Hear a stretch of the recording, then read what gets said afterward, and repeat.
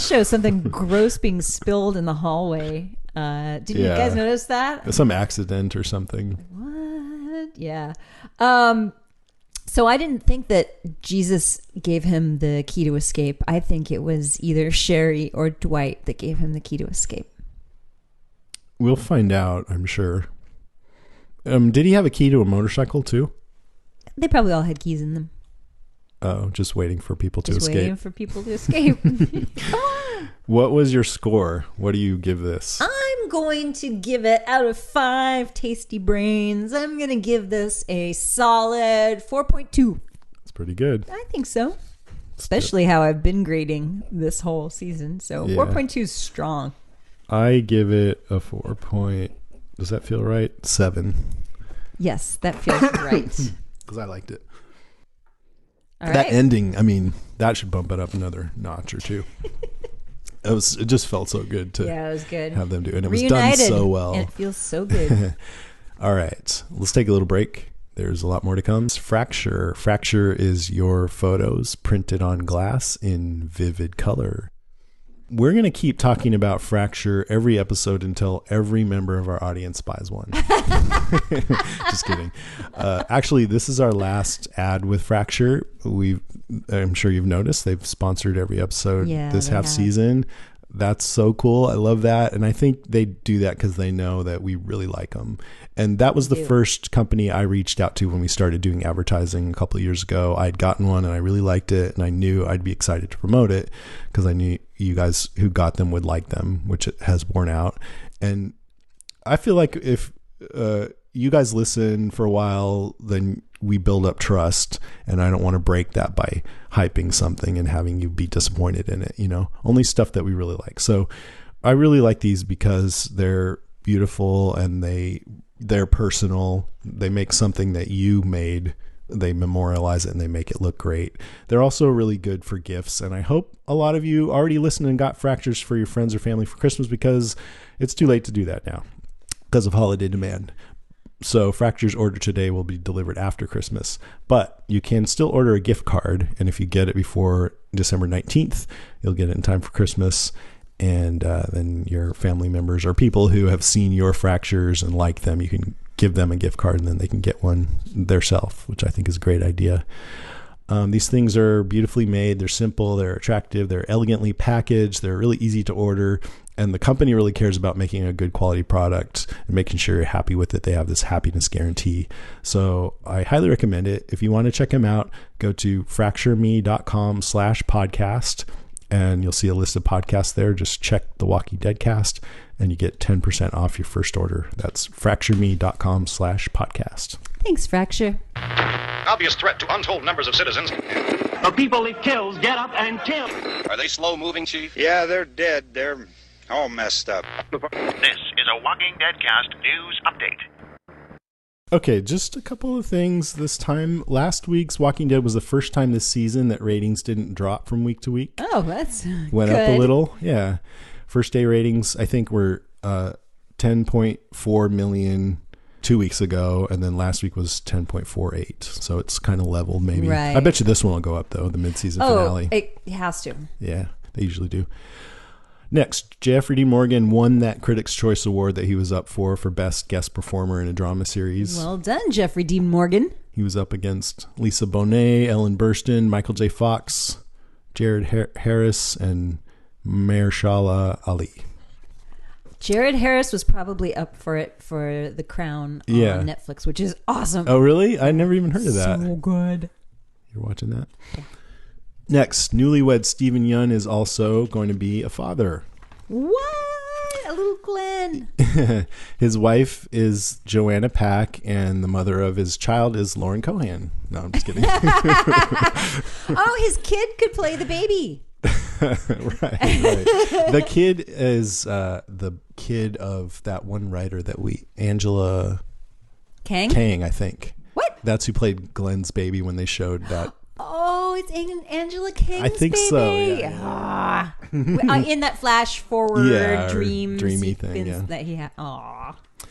Speaking of Lauren Cohan, she had an interview in Health Magazine about her workout routine. Are you interested in that? Sure. It probably doesn't involve longboard, island This lager. is going to make us all feel bad about ourselves. So she has a trainer, AJ Fisher. She works with him 3 to 4 days a week, either in person or on Skype. She says, I do all core-based alignment training and strength training. If I don't die at the end of 90 minutes, then it hasn't been a good workout. On the weekends, she does yoga, and on her rest, she does 20,000 steps, but just walking. That's her rest day. And then they asked, when she gets ready for red carpet events, her style icon is Sophia Loren. I'm always trying to keep that idea of classic romantic Italian in mind. That comes through It does, on yeah. The Walking Dead. No, if you see pictures of her, she's gorgeous. Stunning right? and beautiful. It's indisputable. Yeah. Okay, and then next, a Redditor, someone on Reddit, made an infographic comparing deaths in the first 5 seasons of Game of Thrones versus The Walking Dead. Main character deaths: Game of Thrones 19, Walking Dead 13. Which show do you think has more?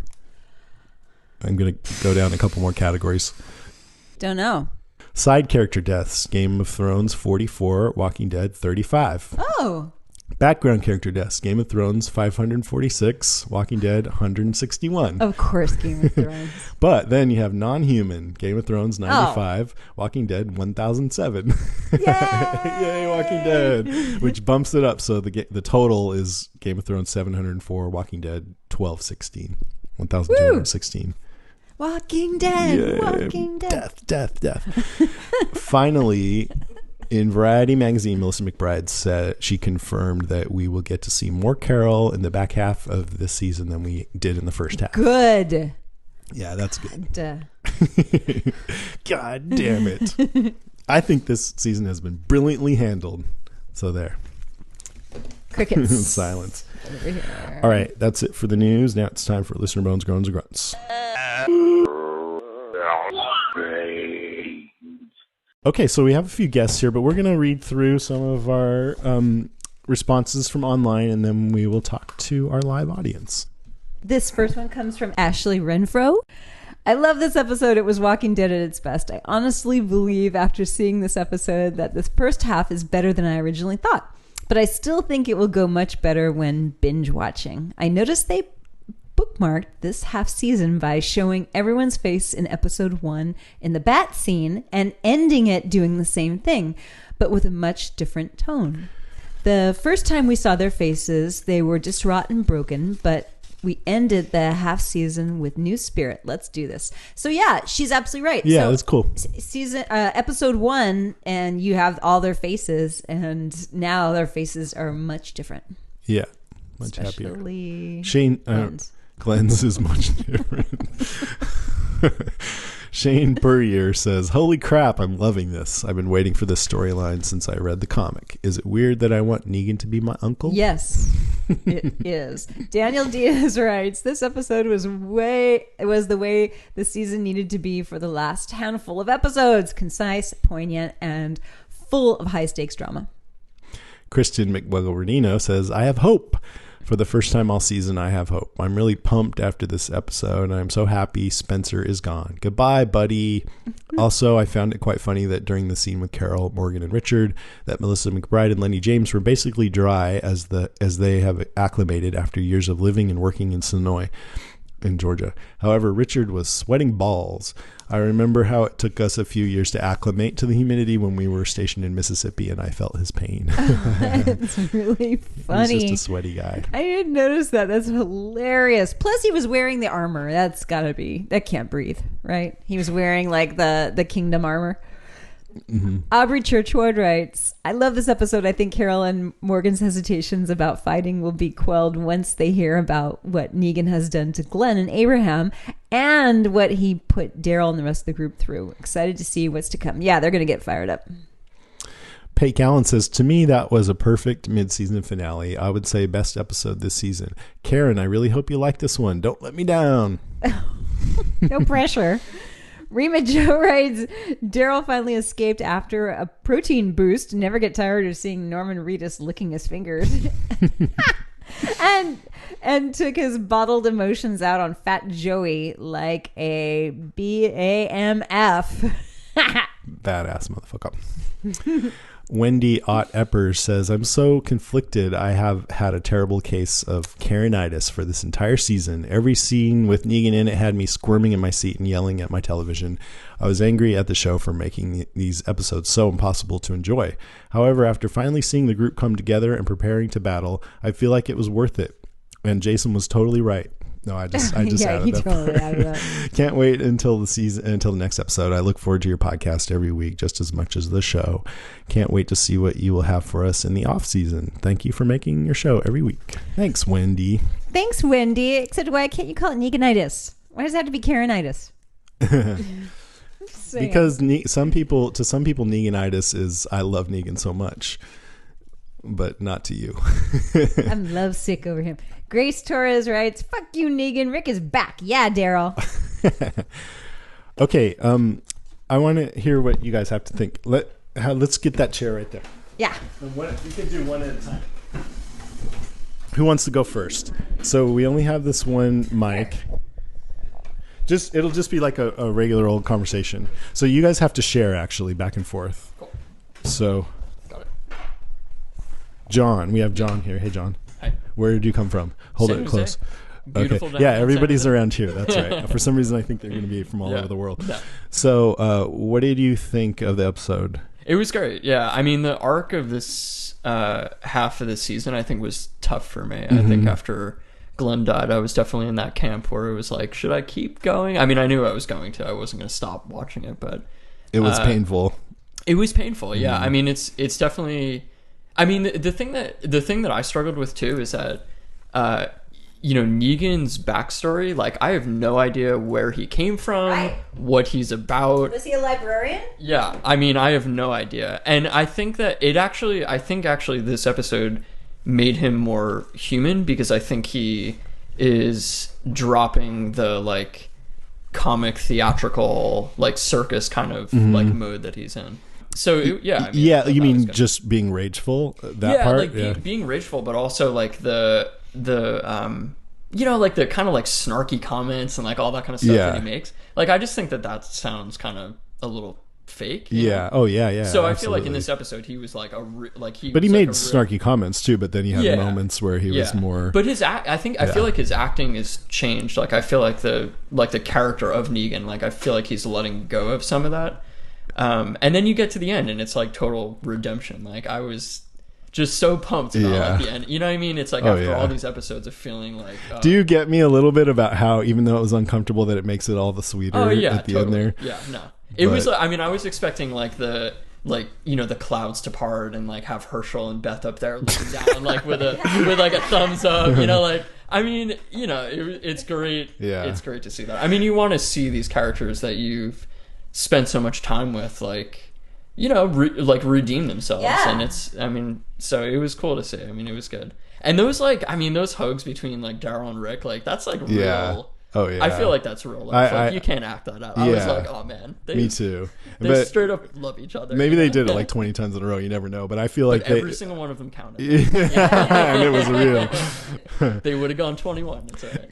This is a little spoilery, but in the most recent episode of Ash vs. Evil Dead, I saw some of the people who died that were close to him appeared as Force ghosts at the end of the episode. I love that. All right, John, anything else you wanted to say? Good. Okay. Yeah. No, I liked it. Thank you, dude. Next. Anthony. Hey, how's it going? Anthony, where are you from? I'm from San Francisco.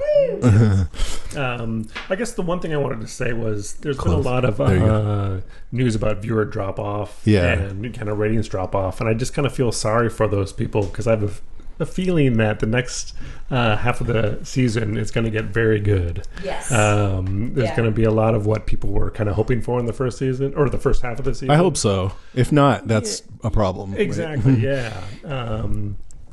Yeah, so I think, I kind of think they could have condensed maybe the last 3 or 4 episodes into a single episode and then condensed or then taken this last, half season finale and span that over 3 or 4 episodes. Having the whole group together. I think there was a lot of complaints about, having these isolated episodes. I think that's kind of what turned off a lot of people. I think you're right that it pushed people away, but I think that's too bad for those people because Exactly. I feel really sorry for 'em. I really think that it made what's about to happen more meaningful. Yeah, that we so- had to suffer through the same things that the characters were suffering Yeah, through. and I stopped reading the comics kind of up to the point of the saviors and everything there. So I'm kind of going because you into don't want to be spoiled. I didn't want to be spoiled, but I've living in the world, you hear things, and I think that what's coming next is gonna be good. Yeah. I'm excited. Yeah. Right on. Right. Thanks, man. Molly? Did I say that right? Mally? Yeah. Mally? Hi. Hello. Hi. I am from Oakland. I live like right on the borderline of Emeryville and Berkeley as well, so I'm like right there in the center. You don't sound like you're from Where are you Oakland. So I lived a few years on and off in Australia, and my accent got mixed up. I was there without any Americans. That's awesome. My best friend is Australian, so they couldn't understand me, and I had to enunciate things differently. So I ended up mixing up. Don't ever change. It's perfect. Just Oh well, I've been back for a few years, so it hasn't gone away. Do you ever go back there? The last time I've been there was maybe 3 years ago. 2 or 3 years ago. I want to go, man. That's one place I've sure, never It's been. amazing. It's very laid back and it's beautiful. That's so, super yeah. cool. All the Australians I've met have been super fun and they're easy to talk to. Completely and different world. I mean, they don't even stress like we do. I wonder if think. it's like Hawaii. Have you been there? I haven't been to. They have a Hawaii, laid no. back attitude too. Probably is. I mean, when you go to the beaches, you understand. So if you're, did you take? You seem pretty laid back. Did you take on that attitude? I try not to let things worry me. I guess. So how was the season for you? Were you just like, whatever? I was like, whatever. I found like every episode was necessary to understand Negan's psychosis.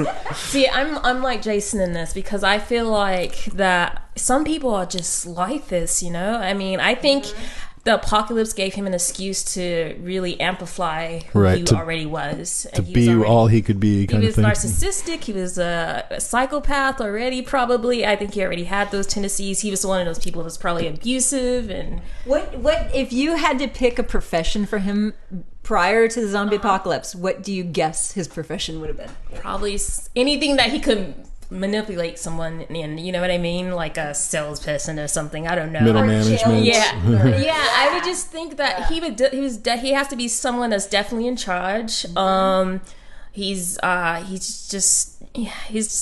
has to be in charge. He has to have the attention of people around him, and And he wraps them up all in his world. And I mean, it said one of the listeners online was like, but he doesn't really see, like with Carl, he probably didn't see Carl as anything but an extension of his own psychosis, or whatever. It wasn't like he was relating to another person there. He was just getting somebody else into him. Here's what I like about him. Like, I think he likes a challenge, and that's why he keeps the strong people because it challenges him to make him more submissive towards him. But the only thing that I feel like is a little bit maybe of an inconsistency, although Negan can be inconsistent on purpose just to be unpredictable, so that sort of fits. But as soon as he saw a shred of defiance in Rick, he just stamped it down. Right. But with other people, like with even Daryl or Carl, he's like, "Oh, cool, come talk to me." Right. He doesn't like pound on them as much. I think it's just a abusive nature. I mean, some people are just like that. They like to see you suffer, and I think he has this way of like either trying to figure you out and seeing how he can get under your skin and tear you apart. And he gets under the viewer's skin too. Yeah, I mean, I don't think he was genuine when he was talking to Carl at all. I mean, I think it was just a way of getting under his skin and breaking him down. And I think he likes to be glorified, and I think he likes to be, I guess, worshipped in a way. And you know totally, what I mean? And I think, but he talks himself into believing that it's all real. He talks everybody into believing his psychosis. So, I just like that whole thing, and I think every episode up to the mid-season finale was necessary to show how Negan got to all the other, little societies around him. Able to do this. Every society they went around was affected by Negan in one way. I have a question for both of you. Do you think that we're going to see the Oceanside community again? Absolutely. We have to, right? Well, we have to. I mean, I think, this is another reason why thinking about Carl and his conversation with him, I mean, you have to go back to the fact that he killed every man and child that was a male in that society thing. So I think that's definitely going to have a play. Mm-hmm. And what I would hope up. so. Yeah, I want to see more of how they play into it, not just have it be a one-off. I mean, they showed their armory, so because they showed the armory, we're going to see the armory again. It's Chekhov's armory. Yeah. Absolutely. All right. Anything else you wanted to point out or anything? No. Okay. Thank you. That was great. Fantastic. You guys are awesome. If you are deciding between a laptop and a new pair of pants, then you're paying too much for your jeans. That might be a little bit of a stretch, but high quality stylish jeans can cost hundreds of dollars until now. So our next sponsor is Distilled. That's DSTLD. And Distilled has revolutionized the fashion industry with their timeless luxury grade denim. You get really good jeans that would normally cost you hundreds of dollars starting at just $75. This I see as a way to treat yourself to something that you might not normally buy because it costs so much less than normal. They eliminate excessive markups by refusing to work with middlemen and ship directly to you for free shipping, and they guarantee the fit or they'll send you a new pair until they're just right. If you don't like how they look and feel, you get free shipping and free return. And I like the way this company does business. Here's a quote from their website that I really liked. As our name suggests, we focus on simple design, superior quality, and a pared down product selection in order to deliver the perfect core wardrobe. We're inspired by understated modern style and live by a fundamental edited color palette: black, white, gray, and denim. And I like all that stuff. I like high quality. I like simple design. I like modern style. And I actually like those colors. I wear those colors a lot. I wear black a lot and I wear jeans all the time. Here's another one. We demand a higher standard, not just in our wardrobe, but also in labor practices and conditions. Whenever possible, we employ sustainable materials, natural dyes, and eco-friendly practices and techniques. So this company is really good about paying attention to the details that matter and making you feel really good about buying their product. Their jeans are built to last and they can be a staple in your closet for years. I'm wearing mine right now. They're some of my most comfortable jeans or some of my favorite jeans. I didn't have to send them back. They fit me great the first try out. And just in time for the fall season, you can pair them with a new jacket because they have men's and women's denim and leather jackets available with the same superior quality and effortless style as their jeans. So if you go to dstld.com/deadcast right now, you can get $10 off your first order. So it's even less expensive than their already low prices. That's dstld.com/deadcast for $10 off right now. 5 letters, dstld.com/deadcast. Thank you so much, Distilled. Thanks, Distilled. Okay, a few people wrote some emails. Yes, I did. First one comes from Mofevo, who says, a few questions. Did you catch the bowl of pomegranate seeds next to Carol reading? Nice touch. Look at her liking pomegranates. Shit, people can evolve. See, people can change. Do you think the guy on the houseboat died being stalked by the crazy guy with the boots, plus all of those shell casings on the boat deck, and he wasn't shooting walkers? Yeah, makes you wonder. Well, it could be that he wanted the walkers in the water. That they were the defense. They were like a moat full of piranhas. Right. Or just like at Sanctuary, they have walkers around the perimeter to help with security. So think of them as security guards. Very bitey security guards. But as far as what he died being stalked by the crazy guy, we don't know. Maybe he is that guy. Maybe he is that guy. What? Had to be Dwight who gave Daryl the motorcycle key. No, they were all keyed up and ready to go. Or it could have been Sherry. Right. Interested in your take on Michonne's storyline. Did she need to come to terms with things to understand how big Negan is? Yes and yes. to have an encounter with a savior to understand them. Yeah, it was the whole thing was really sad. Also, Spencer's gutting was 1 minute after the turn of the hour. Guess we can complain about the extended episodes, but they don't want to end every episode on a gross, mature content, so they go longer. Let's talk about the 90-minute episodes. It's been 90 minutes for a while. Is that the new normal now? Is it now 90 minutes? I don't know. I hope not. It's too long. I think it's really fun to have a 90-minute episode every once in a while. But every episode, but not every episode. Minutes, please, Walking Dead. Take pity on a poor podcaster. From Les Dancer. This may sound strange, but I'm struggling with something, which led me to stop watching The Walking Dead. I am a pastor of a small church in Maine. Oh. I choose not to use foul language, but never pass judgment on those who do. He made sure to say that to us. The Bible is often more violent than the show, so that doesn't bother me. It seems they're really pushing the envelope with Negan, particularly the scene where he stated, "I just stuck my blank down your throat and you thank me for it." That was my limit. For me, that was just too much. And to be honest, the scene with Glenn's death seemed bittersweet to me. I was prepared to say goodbye, but thought the hamburger heads moved me from feeling a part of the story to feeling, whoa, that was gross. I can handle style and plot differences, though. I want to be clear, though, that I love Negan. He's a classic heel bad guy, and I understand that his colorful language is in the comic, but there's a reason some of us don't read the comic. Hope I don't sound like a judgmental idiot. Love the show. You guys seem like great folks. Maybe my favorite part of the show is when you mention your little one. We need more proud dads. Oh, let's talk about how cute that Negan little Negan. Nico is. We're changing his name. Can you please name your next kid Negan? That'd be hilarious. I'm not sure exactly what you're asking. It's interesting though that the foul language was one of the things that seemed to really get to Les. Yeah. And personally, you and I, Les, have a difference of opinion on this. I always just thought it was silly that words have more impact than violence or something like that. But I hear him. But yeah, it's just different people. I mean, I'm surprised. I wonder what you think of us because we cuss all the time. Yeah, I'm sorry. And now I feel really bad that we do. I don't. Didn't we used to put zombie growls in? Yeah, for it was our too swearing? much work. But I just figure a show like this, it's adult, and we're all adults.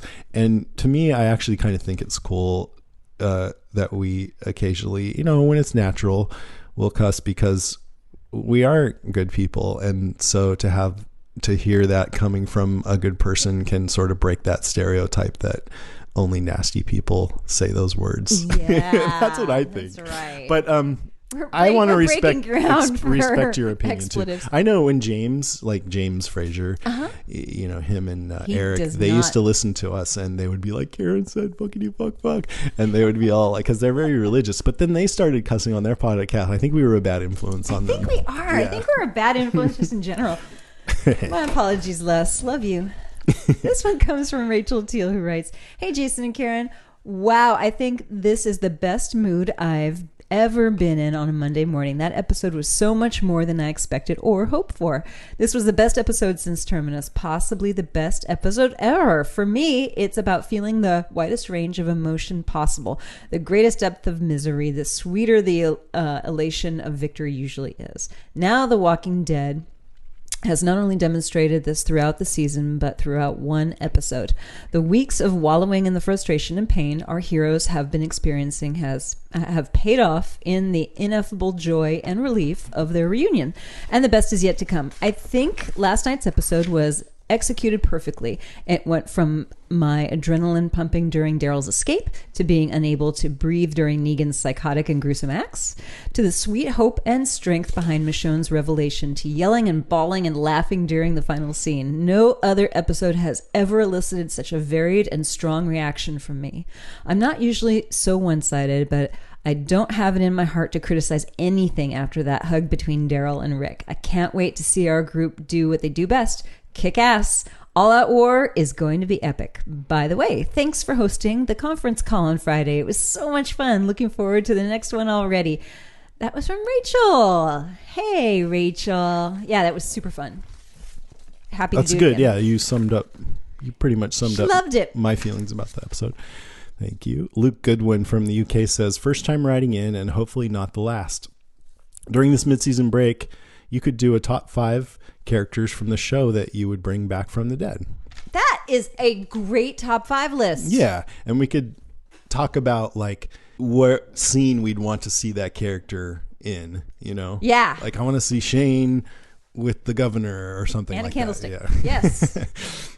How would, in Lake Zombie God, how would Merle react to Negan terrorizing the group? Or what would the governor do if he rocked up at his gates demanding half of the supplies? Yeah. See, that'd be awesome. Oh, Governor versus Negan. That's like a bear versus a shark. It's awesome. Mm-hmm. That's really cool. Thank you, Luke Goodwin. I would like to see that too. This is from Andrea Marquis, who writes, my hopes, dreams, and predictions for the second half of the season. No harm comes to Eugene. Dwight and Sherry join the fight against Negan. And I think that once Carol finds out what happened to Glenn and Abraham and what's going on with Negan, that she won't struggle to join the fight. I love the show, Karen. I really hope this episode has redeemed the season for you. Hope is not lost. Yeah, it did. Actually, I mean, you know, I still have my criticisms of the season, but So do I. It was a terrific episode. Yeah. And I'm looking forward to the second half. Yeah. From Jennifer Hollander. First, let me say I loved the podcast last week. I know some people didn't have the same feelings. I enjoy the back and forth with you guys because it really draws me in and makes me pay attention. I find myself wanting to interject in your conversations to tell you both why you're wrong. Ha ha ha. Yeah, I'm sure a lot of people share that. That makes for good listening to me. I'm looking forward to the last half of the season. Hopefully they step it up a notch and draw people back in. Otherwise, it feels like this may just be the beginning of the end for the show, and I hope that's not the case. And what is with Boat Guy? I felt like I was watching Scooby-Doo, and he's the creepy caretaker. All we need is the mystery machine now. I'm actually more interested in Boat Guy than the Negan storyline. Poor Eugene. I hope the saviors take good care of him since he can provide ammunition. He can't hang with the pressure they put on people. His mullet will end up burned off with the iron. Maybe Negan can let him watch while he gets it on with his harem of girls. That would make Eugene's day. It's probably true. It would. Until February, keep up the good work. Jennifer, Evansville, Indiana. Thank you. Thanks, Jennifer. All right, that's it for Listen, Moans, Groans, and Grunts. Thank you, everybody, including present company. Yay, thanks, guys. Now it's time for Comic Talk. Should be a good one. There was some stuff right out of the comics, so take it away, Mr. Blog and Gracie Lou.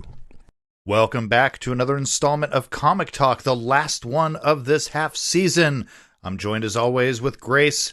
How you doing, Grace? Hello. We have a few things to talk about with this one. We do a couple things, a couple of very similar things. Well, interestingly enough, it's, a couple of very similar things, but we even have a couple of very dissimilar things to talk about in this one, I think. So let's go ahead and get to the big one that we were expecting last week. I think you and I maybe hinted at it, but we didn't really want to spoil anything. But Spencer, and this is coming from volume 19 of the comics. And of course, with Negan's little talk there, we knew exactly what was coming. Oh, yeah. Of course, the pool table, too, was a big hint. And I'm pretty sure in the book, they don't pull it out into the middle of the street. They just go into a garage, if I recall correctly, right? Or do they pull it out? Well, I don't know if they actually ever get there. He's maybe just talking about it. I have a pool table. Maybe. Yeah.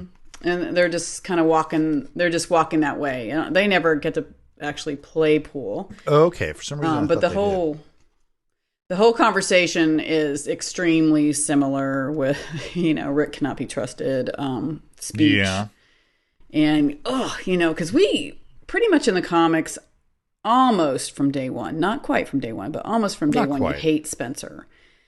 And I think in the TV show, it's a little bit back and forth. He's not quite as awful, but still kind of terrible. We get a little bit more of an expanded Spencer, I think, in the show than we ever did in the comic. Sure. But as far as this scene goes, oh my goodness, it was exact. Spot like you on. said, the dialogue and even the way Spencer looked getting gutted, the way he looked on the ground going, I mean, like I've seen panels today, you know, side by side with the comic and the TV show, where I'm like, wow, what an amazing thing. And one thing I need to bring up, because I brought it up last week, and I know I brought it up before. Oh my God, I prefer Jeffrey Dean Morgan without the beard so much more. So crazy. I think he looks so much more like the comic book Negan. He does. I bought this Negan more than any other previous Negan. It's funny that a beard would make that much of a difference for you. It didn't bother me, but I'm sure a lot of people are right there behind you. And again, I say this as a bearded man. It is not like anti-beard at all. Yes, we know. I just want to get that out there. So what else was extremely similar between the comics? Okay, and this is the one you called last week. Yeah, there was a difference and a similarity. The similarity was Lucille was severely wounded. She was injured. How it came about was much different. This was earlier on in the story, and in the comic, it is Carl who injures Lucille. And yes. Not Rosita. Yeah, so a similarity and a difference. And I'm stoked. One of my goofy predictions came true. Yeah. Yay! That's good. And I still see her, you know, as a Holly thing. But I think what was giving me pause with your prediction is I felt like it was too early. But I see where they're switching up some timelines. You know, like with Eugene, you know, he certainly did not get taken away this early. It's in volume 21 that he gets taken away. He's already made a full case of ammunition. I think he's, you know, telling Rick that he can, you know, easily get working on the second case. And, you know, he has a whole team of people working out there. And that's already in the All Out War arc, right? Yes, it's part 2 of All Out War. Is it part 2 of All Out War? Yeah, so it's you know, they are really jumping around with the timelines. Kind of like with the Kingdom, some of the stuff with the Kingdom is really jumping around too. So, which is fine. And I'm certainly surprised we haven't. Well, you know, the pacing of the show is obviously going very differently than the comic in terms of this, and you know, the next. Everybody already knows that the next everybody's going to rise up, you know, for the new moniker for the next season, which is very much going to be the March to War arc, and it's going to be. Well, I'm not going to spoil what it's going to be for those who are just listening, who don't read the comics. Again, what are you doing when you do that? Whatever, that's cool. We don't spoil it as much as Skybound does, though, I think. Well, I'm trying to be a little bit better about that and not necessarily talking too far ahead, because who knows where people are. And I think that's because The Walking Dead, I feel, in the comic now, and I'm not going to spoil anything, but I think it's in a very, very different place. Mm-hmm. So I do get concerned about talking too far in advance. Sure. Like, you know, just for instance, whether or not anybody's alive in the future could be a very different sort of thing. So one thing I will say, though, a big difference with this scene in this part of the show versus the comic is, boy, Olivia doesn't get shot in the face. Olivia, yeah, I was surprised as you know. I'm sure every comic reader out there was just as surprised as every television reader to see her go. That was a shock, and you know, I like Olivia. I want to see that. I like Olivia too. That really bummed me out. So, and I kind of like how they had Negan say, you know, I wouldn't have picked her. I was like, oh, good. At least it wasn't him directly. Then, you know, it really wasn't. Yeah, but yeah.